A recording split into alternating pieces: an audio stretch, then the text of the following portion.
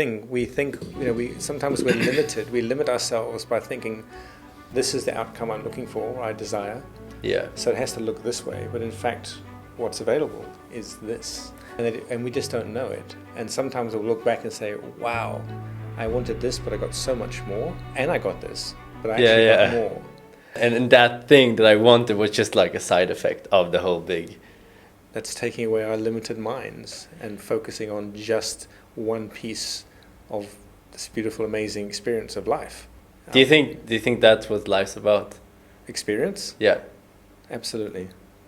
Is that all there is to life, is experiences? Yeah. And how we show up. How do we choose, who are we choosing to be in those experiences, before, after, and during? And, experiences shape us. Beliefs, thoughts, emotions, actions. I'm just so happy to have you here. You've been a huge part of the growth of my life, and I've told you before, I'm going to tell you again, whenever I have a book in my hand with my name written, there's going to be a lot of times that your name is in that book. And you've been this amazing father figure to me, and always helped me through all the challenges, even if you don't take any credit for it. I think most of all, what you did for me was just making me start questioning the world and life and the people around me and my thoughts, my beliefs that I had. I want to give you this platform because I believe that you can change the whole world if you just let it, if you just continue to be you. I really love you, and I appreciate you. Thank you. Yes, well, and welcome. Thank you to the MoreToLife Podcast. I'm very honored to be here, just with you, and it's your first one, even higher level of appreciation and love. So let's have some fun. Let's have some fun. So, when I met you in Thailand, Koh Phangan. And the reason why you were so interesting to me was because of your job situation. Because I didn't really know you, but the way I measured success and I guess even love was through like what you achieved in life. Can you tell me just a little bit more about that? Well, I can tell you what I was doing when I came to Koh Phangan. I was working with a company out of Abu Dhabi that was run by this amazing woman, Sheikha Sharma. Yeah. And it was a sustainability consulting company with some very aspirational projects and some great connections at high levels of the corporate world. Yeah. So it was an exciting opportunity to make a difference for that region, for the UAE, and also to expand some of those projects and those aspirations on a wider level to other countries. So my role was really kind of helping steer the ship. So we had a small team, worked with many corporates and intergovernment departments. It was a fascinating experience to be in that region, and it was just kind of post-COVID, or during COVID, post-COVID. So it was that, even though I was living there, it was a lot of Zoom meetings. We weren't allowed to meet face-to-face, but you could feel the passion of some of these people in a culture that I wasn't used to, but realizing that everyone wants change, and they want this for the benefit of all. There are certain individuals or companies with agendas. That's what happens in this current reality, but there are many, many people with much bigger hearts than that who want to change. So it was an experience and pleasure to be amongst those and to be part of various initiatives. So that's what I was doing. It's Koh Phangan. And you were working with a princess of Abu Dhabi. Well, that's correct. Yes, she was one of the daughters of one of the royal families, the 7 royal families. And my growing understanding of the culture is that it's still very patriarchal. And here was someone who actually was the granddaughter of the founder of the UAE, making a difference, extremely well educated, very compassionate, visionary. And it was an amazing set of circumstances how that job even came about, but it was meant to be. I really appreciated who she was and and the courage and the boldness at which she took on various projects. And I think someone will look back in history in 20 years' time and say, wow, what an amazing difference she made. So, she has other roles and other very large projects she's working on, and I'm sure will be very successful. But it was a point in time. It was something that I'd never anticipated at any stage of life, thinking I'd be living that region, doing that kind of work. Yeah. But it was meant to be, and I got to meet great people there. Spent many months traveling and working remotely, which was a gift also. And what made you stop? Because I was with you on the beach when you called her up and said that I don't want to do this anymore. What happened? What was the shift? I think it had to do with partly logistics, being in a different part of the world, and knowing that to be as effective as I'd like to have been, it would have been important to stay in that region and work on the ground there. And it was just a hard decision, because no matter how excited I was about the project and the people, my connection to nature is paramount. I'm realizing more and more as I get older that that's my connection to source. It's through nature. So to be away from the mountains and the rivers and the lakes and the greenery was a big deal, much bigger than I expected. But as I said, I got to travel, so I kind of mixed both. But it came to a point where really I had to be there in order for some of these other projects and to kind of grow capacity. And it just felt like it was time for someone else to take over. I felt like we'd done some great groundwork. It was time for someone else to kind of build on that. And what about your thoughts? Because I know that in your head there was a new mission being formed. Maybe it's still being formed, but... Well, yeah, if I think back to that time, there was this conversation with Shrika Sharma led to an amazing retreat that she hosted and we put together. And it was aimed at leadership and creating kind of these conversations at a much more grassroots level in a region that maybe hasn't been used to those conversations. And what are those conversations? It was about people stepping into their magnificence, into their power, and making the changes within a corporate structure or a governance in a community that was heart-led. And it being that patriarchal society, my perspective was that wasn't happening at the level it could have, because the women weren't really involved. Even though going back to the founding days of the UAE, it was, women were viewed equal, and that's just not how it is over there at this stage.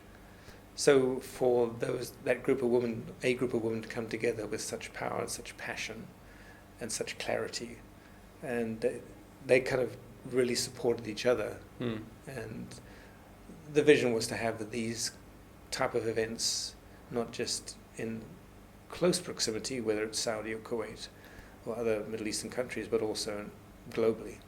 So you wanted to make people just understand their power? Yeah, facilitate shifts and growth. That they are what kind of shifts? Well, again, that's an interesting question. Well, the first thing comes up is the belief in who they are. And even though they know it at a core level, I think their environment sometimes restricts that. Why are you so sure that people are powerful? Is everyone powerful? Well, absolutely. The first part of that question is like, why are people powerful? At their essence, they're sovereign beings, and that's kind of the growth change we're going through in the world. And right now, our sovereignty has been usurped by corporates, religion, schools, media, societal beliefs, and that's breaking down. We see it everywhere.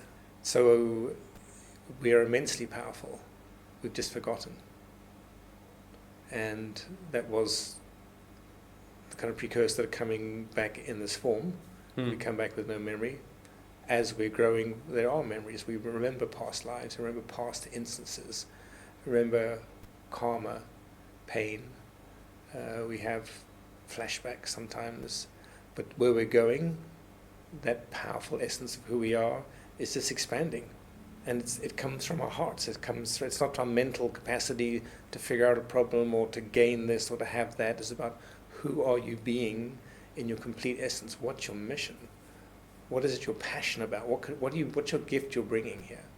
So going back to the question, all these women had amazing gifts. We have amazing gifts. Your audience has amazing gifts.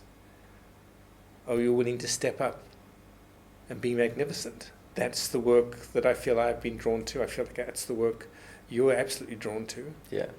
And let's just do it. Beautiful way to put it. And for the people who think that I'm not powerful, like that's bullshit, what do you say to them? Like, how can they take the first step towards realizing their potential or power? Well, the first question is, who says you're not powerful? Well, that's not my experience. I was never able to achieve this as a kid, or I haven't been able to grow in this company, or blah, blah. It doesn't matter what the reason is, because it's true for them, but it's not the truth. So I would say awareness is the key factor. When you're aware of something that's been told to you, that you've bought into as a belief, it's like, is that true? Is it really true? And just, much like the meditation you just began with, like, drop into that place of calm. Try and release thoughts and just feel into that. Is it true? And it's not. And why is it not? Well, people have to get to that place where it's not, because we are so powerful. We're beings with emotions, with a conscience, with consciousness. All the beautiful animals and mammals that exist here they have some attributes. Yeah. But we can actually physically make change in our awareness, in our surroundings, and we get to collaborate with others. We get to join in with missions, with desires that align with who we are, align with that heart space. It's not about greed, power, and control. It's about unity. It's about compassion. It's about love.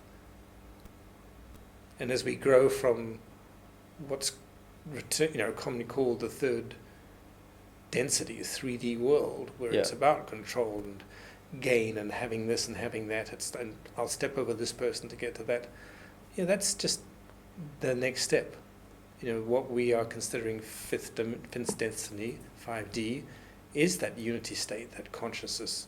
We're existing from love, not romantic love, but love, and being that in the world, bringing your gifts through that, building a house that way, building a company, enjoying dinner with friends. So all we need to do is to be. Yeah. Do I need to do anything? Well, when you're at, I think, a place of self-awareness and a level of internal peace and living in harmony with who you are, there is nothing to do. We're on this plane, obviously we're earning money, we're paying rent, mortgage, we're buying food. It's come from a bartering system back centuries back. Now it's money, which is energy, ultimately. So, we're not here just to sit in a cave. There's certain gurus who've done that. Yeah. But that's not our path. Otherwise, we wouldn't be having this conversation. We'd be in that cave right now. So we're all here to have an experience. We're here with a mission. We're here with a purpose. There's a soul contract. And some people are presidents. Some people are sweeping the streets. Ultimately, but everyone has gifts. Their job does not define them at all. Should we judge the people that are sweeping the floors? I guess there's no shoulds or shouldn'ts, but ultimately, does that align with who you are? Because judgment is not a high vibration at all. So if we are aware and we feel unity and compassion, then judgment probably wouldn't exist. Judgment comes out of fear. Judgment comes out of comparison. So I don't think you judge someone who's sweeping the streets or cleaning a bathroom or is washing dishes at a restaurant, because they're human beings. Yeah. They're doing, some people might just love what they do. Others might do it because that's what they have to do right now to bring food to the table. Yeah. So no judgment. So to go back to where you really changed my mind in these things. Don't quite remember what exactly happened, but I remember you were one of the first people who really questioned the words I used. And you're one of the person or the people that I try to really feel into the words that I say. So why is it so important, the way we think and the way we speak? Why is that so important? Well, words do carry power. I mean, the first word that comes to mind is hate. You say you can feel the energy of hate. It's low. Just by it's saying constricted. it. Yeah. So the words we say are really important because we're expressing beliefs. Sometimes there's an emotion, and we'll use a word to describe that. I mean, English to me is a very dense language already. It's hard to communicate. We can talk about light language and other languages later on, but it's very important we are very conscious of what we say to each other, because people take it face value. They take it literally. Yeah. We could be making a joke or say something humorous or sarcastic. That's okay, but it's not necessarily going to be the right communication. Yeah, so I think our words are really important, because we could say, "Oh, I'm so tired. I'm so fed up with this job." Okay, is that true? Or are you just frustrated? Or are you in fact just like you're in the wrong place? You're doing the wrong thing. In which case your words are very true. But expressing words is one thing. Stuffing down those emotions that go with them is what creates disease, ill health, depression. Yeah, you should feel them. Anger, yeah, absolutely. But I guess that brings you back again to just awareness. It's like, okay, if I know what I'm thinking and what I'm saying, actually saying, what I mean by saying, I'm so tired, I hate my job, or I hate my life, and understanding where that comes from, do you think that's something that people can start doing, or what's the first step? I think awareness is the first step. Aware that, like, oh, I just said that. Is that what I mean? Or that didn't feel good when I said that.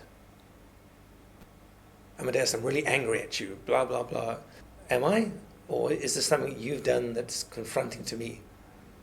I mean, it's not a great example, but the word, the energy of that doesn't feel good. So the awareness of, before I say something to you, maybe there's a pause, I'm feeling frustration. Oh, maybe it's not even mine. Maybe it's something that happened on the way to a meeting. Someone cut me off in traffic. Yeah, it could be 100 reasons. But ultimately, we are totally responsible for what we say and do. So it's about responsibility. So why would we do that? Isn't it easier to just go on with our lives and just let it be? Like, what do you get? What do you get from doing all this work, all this healing, all these spiritual practices? What do you get? Peace and freedom. Peace and freedom. I think peace and freedom. What kind of freedom do you get? Oh, that's a great question. Like you're free to choose. You're free to choose who you are, what you do, what you say. You're not being controlled by the media, by the school, by the church. So the freedom, I mean, it's a state of being. It's like peace, it's love, it's calm, it's serenity, it's surrender. I mean, my experience of being in that state, it's like there's nothing that's going to really upset me. unless I choose it to be that way. I'm not living in a tense environment. I think about friends and even family members who work in cities, and they're just not peaceful. They're not calm. They're on edge all the time. It affects their health. It affects the way they talk to their friends. And then you watch them go back into nature to go somewhere for a few days. It's like, wow, they just completely changed and calmed down. They're at peace, or more. They have a more peaceful demeanor because they're not constricted by that environment they're living in. Most of your life, you've been non-spiritual, A good portion, yeah, a good portion. And I guess that's partly why I can relate to some of these questions, you know. Yeah, so to add on to that, my question would be, why do you think that it's something that you go into and then most of the time you never go back? And why do you think we're so drawn, like I feel I'm drawn to this expansion and growth, and I just want to explore more. I just want to know more about life. I just want to experience more to life. That's a great catch. But it also feels like it's almost like I'm being judged by the world for wanting to just experience the fullest life I could ever experience by having these conversations, by growing into whatever I can be, by recreating myself every 3-6 months, maybe creating a new word and wanting to be like, my theme now is being powerful and stepping into power, stepping into things that I was before very scared about. So why do you think, or I don't really know what the question is, but I think you can give me an answer anyways. Well, I think we grow up being influenced by so many factors. Like if you had to have a memory of going back as a 1-week-old child with absolutely no baggage, free. I mean, you've got to be fed and what have you. Yeah. But if you compare that to the 10-year-old, to the 16-year-old, to the 20-year-old, the influences that, particularly now, this day and age, I mean, I can't imagine being a teenager right now with all the social media and the stuff that goes on. Stimulation. The drugs. Very, very challenging. Yeah. But at the same time, they've chosen to come in at that time for whatever lessons they have, so that's okay. Mm. But all those influences growing up, it created who we are today.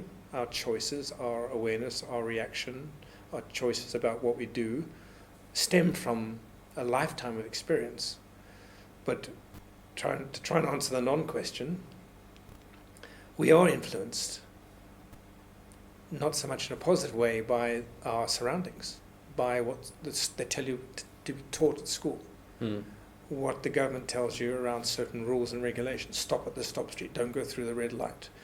There are many countries in the world with much more traffic than the US that don't have those infrastructure, and there's no challenges. The accident rate is far less. But the fact is, rules and regulations that someone else has imposed upon us that aren't our true nature, that's the restriction we grow up with in life. And then we're subject to the media, we use things like drugs and alcohol, sex and food to try and cope with this life that we're in, that we think we want, because we need to have the house and the kids and the dogs and the cars. And I've yet to find someone who really enjoys that life. I want to choose a life that feels in line with who I am. So if I want to go on a spiritual quest to India, I'll do that. If I want to take my kids to a ski resort in the mountains in Colorado, I'll do that. But I want to do it for my reasons, not because I'm being shown that that's the way to have a glamorous life. That's the picture to take on Instagram. So, oh look, I've been to this resort.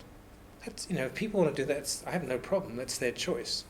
But you're asking me a question. That's not what I choose. I choose a much more serene, compassionate, aligned. I want to be with, at this time in my life, I want to be with people I want to be with. And I want to choose. I want to choose what I do, what I wear, where I go. Be sovereign. Choose how I show up. Where I think in the life that we led before we became aware, we were just part of a cog. We were a cog in a machine. Everyone was, my absolute biggest problem was I never knew who I was. Didn't know what I wanted. I didn't know who I wanted to be in this world. Yeah, because you were told, you were programmed. Yeah, but how do I break out of that? Well, if people listen to this podcast, they're just like, what is this guy doing? What's he talking about? But I think, there's a trigger point. Yeah. And that may be, sometimes it's a traumatic experience. Does it have to be bad? No. Was yours bad? Well, it was sad. It was the death of my mother that really, I think, propelled me to this level of my journey. Gosh, I think about how I relate to that now to how it was when it happened. Very different viewpoint or perspective or understanding. So I think essentially my belief is within the universe, when we go off our path, we get nudged. Say, hey. And if we don't listen to it, we get nudged again. The orange lights. Yeah, and sometimes it turns into a hammer.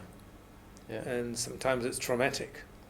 And I'm not saying the death of my mother was necessary for what she was on her journey. Just happens being her son, we're journeying, we're co-journeying in life. I'm coming through that family for a reason. So obviously you're close emotionally, but those occurrences in our life where we lose a job, lose a friend, don't have money in the bank, whatever those reasons are that get your attention to say, who am I being here? What is it I'm striving for? So there has to be something that gives you, it could be you could read a book, you might see a movie, you might listen to a song, you might find a podcast, and then you start inquiring, as you've alluded to, you ask questions that you haven't asked before. So, and those answers aren't in a textbook. Yeah. They're from experience. They could be a spiritual text, but it's not like you've got to learn this to get this marked, pass this test, otherwise you fail. Our education system is so outdated. The carrot and the stick is so archaic. Why do you think school, government, even religion is something that's not good? Well, I'm not going to label it good or bad. My comments are that that's a program. That's a structure that keeps you in a certain belief system. It doesn't work for me. It doesn't work for millions of people. That's why we're seeing what we're seeing in the world today. That control has nefarious and other agendas that have been around for centuries. And there's many people brighter than I who you go into the internet, you can find out all about that. So, not saying it's bad or good, it's not my choice. That's not my belief, and that's not how I want to live my life. I don't agree with that.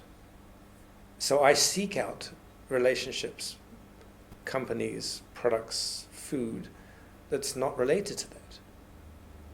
I don't want to be eating some plant that's the seed is owned by Monsanto and it's chemically re-engineered, and then they use pesticides to make it grow bigger.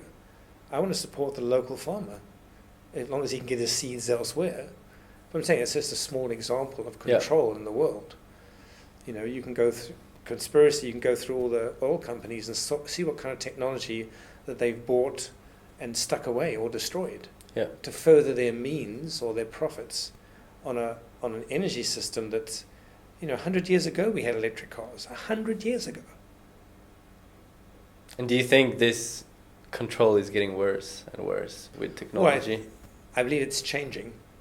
I believe there's I think the AI conversation is kind of our threshold point where there's so much fear and unknown about AI. It's like the question about technology. I mean, all these technologies can be used for good. Yeah. And they've been chosen not so. They've been chosen for control, to weaponize. So that shift is coming. That wasn't the case, Atlantis, Lemuria, other civilizations that use crystals, they use the Earth's natural magnetic fields. I mean, there's other technology I think is coming back, that's being rediscovered, that's being downloaded to other people that now the government can't control. So I do believe in our lifetime we're going to see some massive changes throughout humanity, around technology, around belief systems, around the changes in how people understand religion or politics. Yeah. I mean, there's a number of projects worldwide that are creating communities. They've done this for hundreds of years. It's becoming a lot larger opportunities for masses of people, sovereign nations, micronations. So things are changing radically. But that sounds exciting. Doesn't sound that bad. I think it's very exciting. It's kind of probably why some of the older people are still around, because like they've wanted this. What do you mean? Well, I mean, I think of a friend of mine who lives in Colorado. She's 87, and she's definitely struggles with health and some other challenges, but she's very aware, very awake.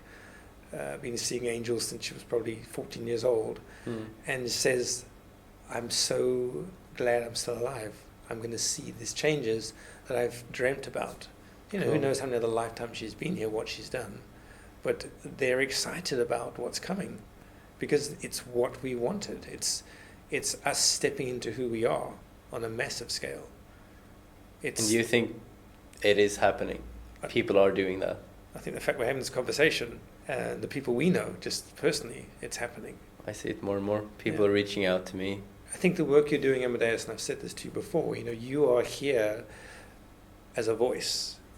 You have gifts you're uncovering and discovering, and you are a mouthpiece for the changes we're talking about for your generation.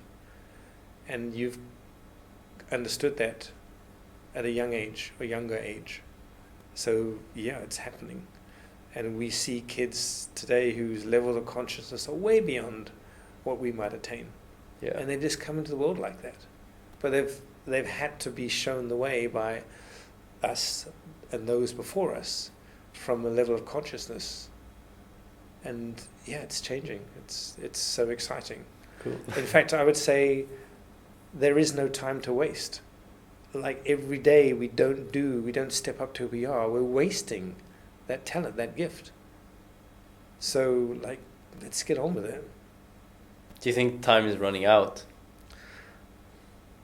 Okay, I think time is, we just talked about time. It's just, is time running out? I guess my answer would be, the quicker this occurs, the less suffering. That's a very nice way to say it. But having said that, in our 100 years of existence, it's a speck on evolution. Yeah. So time doesn't really matter from that perspective, whether it happens this century or next century. Just about our experiences. It's about our experience, exactly. To go back to, for the people who are, I don't even like to say waking up, because I think that comes from ego. Like, oh yeah, I woke up.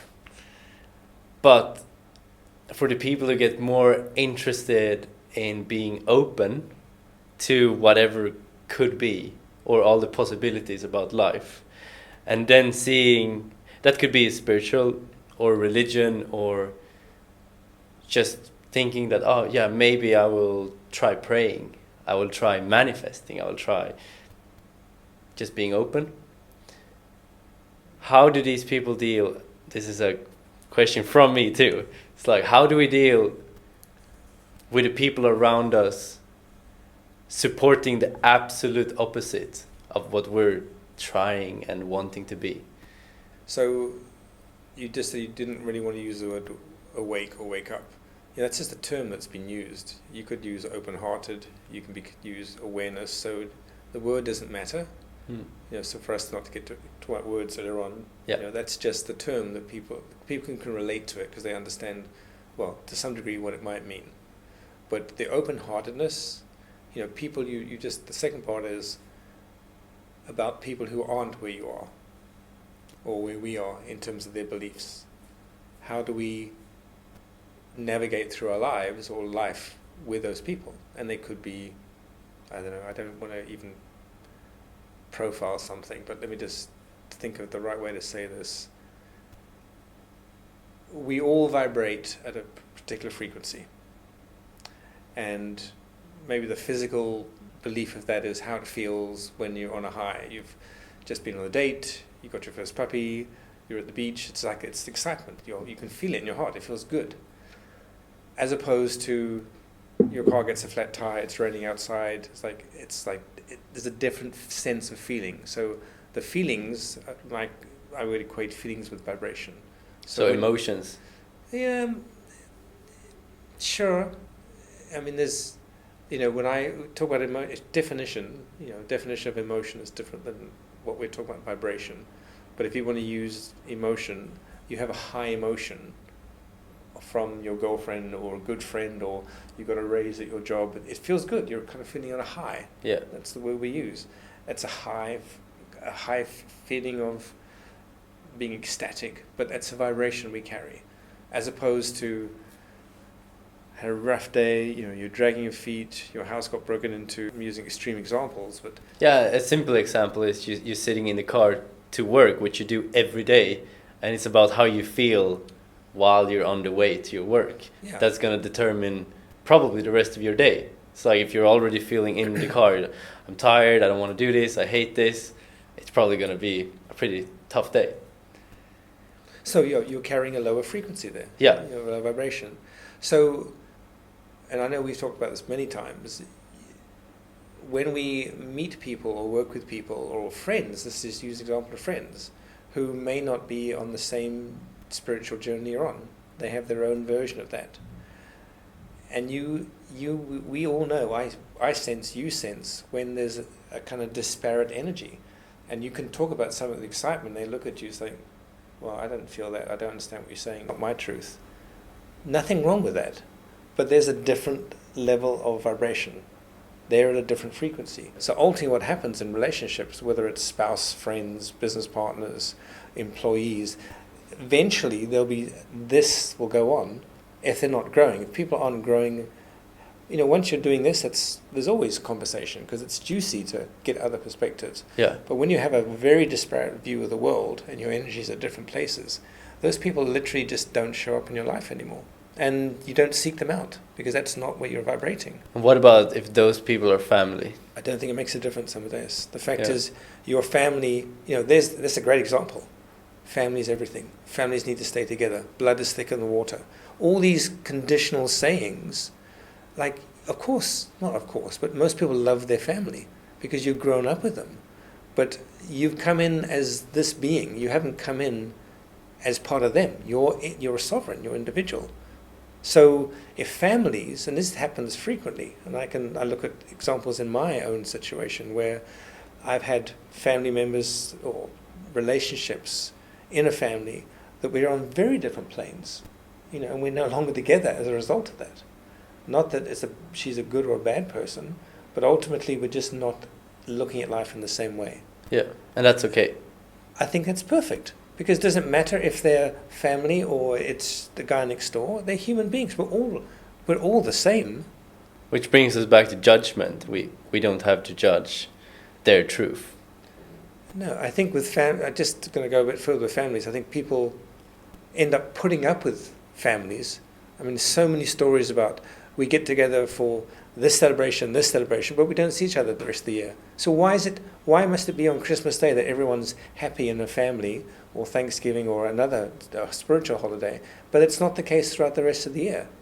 It's like, it just shows you, it's like, that's not truth. But there's obviously reasons, there's other kids involved, or whatever it might be, there's a reason why that happens. But all I'm saying, to answer your question, it doesn't matter if it's family or not. You can keep the peace, which is what a lot of people do, or you can be true to who you are. And then you stand in your truth. And if they don't recognize that or don't agree, that's okay. That's not your problem. It's not your job to have them agree to you. Your job is to be you. Yeah, and be open. And their job is to be them. And there's nothing right or wrong in being you or them or whoever you want to. As long as you still have love and compassion, it doesn't matter. We shouldn't fear telling the truth to the people around us about what we believe and what we think. Well... Or should we keep it as our secret, or... You're going back to shoulds and shouldn'ts again. Yeah. There's no should and there's no shouldn't. Okay. So the choice is, do I want to be myself? And the fear is, I will alienate myself from my family because they don't believe what I believe. That's your choice. That is your choice. You choose. I want to stay connected, but I can't be who I am That's a very low vibration. That's actually not you stepping into who you are. It's easy to say this in a conversation. I don't know other people's personal situations, but as a concept, truth is, there is only truth. We've lived lives in the past, maybe in our early years of this life, where we didn't tell the truth. We weren't being truthful. We put up because we wanted to have this job or this girlfriend or this relationship or this situation. We kind of compromised who we are. And we didn't know. There's one thing knowing it, but if you didn't know it because you're not aware, awake, that's a different story. Yeah, so that's the whole difference. I think that's all the our conversation is. I think where the caveat is, when you're aware, you're a choice. Yeah, you're choosing You the choose. reality. Yeah. Yeah, I do want to take. So that's where I want to step into the belief system thing, which has been so interesting for me. When I quit my job. A job I've been to for almost 7 years, like my whole adult life. And you just asked me this simple question. And I think I said something like, oh yeah, but what if I won't be able to make the money? And you just asked me a very simple question, which was, did you ever have any problem with getting money before? So I was not going to quit my job. So I was not going to quit my job. We had one conversation, and you asked me one question, or two questions. Do you remember this? I remember the conversation. I don't remember the exact question, but I can give you the gist of what we paraphrase it. Paraphrasing it. Well, I think, let me use that as an example and just say, when we make choices like that around our job or what we do for a living, we can get caught up in what it means financially. Well, how am I going to pay the rent? How am I going to put food on the table? How am I going to pay for my car or my clothes or what have you? How can I do this or that? And when in this current reality, we're using money as the system.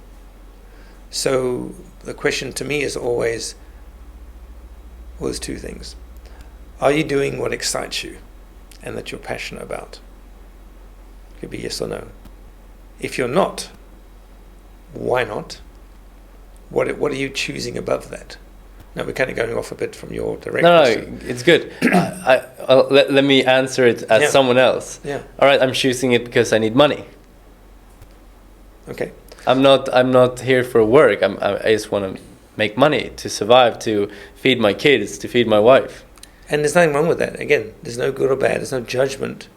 The question would be, there will be a time where that's no longer sustainable because you're either working long hours, longer than you want to because your families, you want to spend time with them, or you're working to a place where your health and your frustration level, because you're not doing what you want to do. You're doing something for another reason. So ultimately, people change jobs a lot more frequently these days because they're not happy or they want to earn extra. But that also, I guess what you said there is exactly what you meant with the hammer, is that it comes to a point where this traumatic experience has to happen to create change in your life because you're not aligned with who you are and what you want that you don't even know that you want. Because, as an extreme example of that is, yeah, how do you know that you couldn't do another job that was passion for you, that you worked less hours and earned more money? How do you know? You don't know because you didn't look. Yeah. Because you were so tucked into. Well, I'm programmed. People told me I can't do that. Yeah, hold on to your job, especially in times after COVID. You're lucky to have a job. You need to keep your house. Again, there's no right or wrong in these stories, or these are just people's view of the world, their experience. Their truths. It's their truths. But ultimately, you get to a stage where I think we are. You ask the questions: what is my truth? Do I need to be working 14 to 16 hours a day, 5 or 6 days a week, making good money but not having a life? Well, the answer is no now. Yeah. But there was a time where I did that. And I was okay. I thought I was okay with it. Looking back, it's like, oh my goodness. There were probably years went by when I could have made a different choice if I'd been aware. But it doesn't matter because that was then, this is now. There's no regrets. no judgments on the past. It's just what it was. So in this instance, you got to a stage where it's like, is this what I want to be doing? I'm torn between wanting to travel or being in somewhere warm for the rest of the year or spending time on my new business. Yeah. And for me, it was also a money thing. Because I wanted to quit my job, but I felt like I needed more money to feel like this sense of safety and comfort. And that's what you challenged me on. Because none of that's the truth. Ultimately, it's just a perception. Like here we are today, sitting in Bali. It's crazy. And you're doing something you really love to do. This is your first of many podcasts, I'm sure, will lead to other things.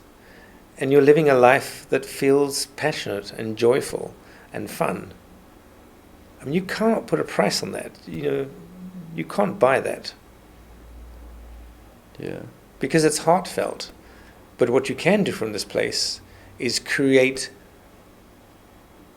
abundance, whether it's friendships, wonderful restaurants, good money, what have you. Because you're starting at a place that's completely centered. And like everything is possible from here. When you're stuck working your 7-year job, where you have to show up at a certain day and do these tasks, and you're working with people that may or may not like, and it's friggin' snowing outside, and you're tired, and blah, blah, blah. That's life. But we also get to choose how our life is, what the environment is. Life doesn't have to be that way. No. Like that's just because you made it that way. Yeah, but that phrase is used by our parents, by our bosses, by our teachers, that's life. By our politicians. It's like, who says that's life? Yeah. It's like asking that question again. Who says?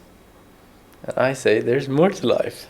I said, what if I'm not going to be earning any money? And you just asked me, did you ever have any problem with earning money before? Yeah. And you asked, if you really needed to make money, could you make money? And I said, yeah, obviously. Of course I can. And that just completely shattered all the beliefs that I had about it. And there was no more problem anymore. That's beautiful, because ultimately all the answers we'll ever need are already inside us. We just got to listen. You've got to listen. You've got to take off those layers of beliefs that we've gathered over the last 20, 30 years that are not ours. They no longer serve us. So, there is more to life, and it's about choice. It's about the beliefs that we are aware of and conscious of and choose. And those that don't serve us, whether it's a belief, a pattern, a behavior, let them go. They may have served us in the past, but right now, is that your truth? Is that who you are? It's a very simple question. Is that who you are? Is that what you believe? Yes or no? So, very simple, not that easy sometimes. So, experience every part that there is to life. Move with love, compassion, and truth. And you're going to have a very good life. That's well said. Thank you so much for today, Tony. That was amazing.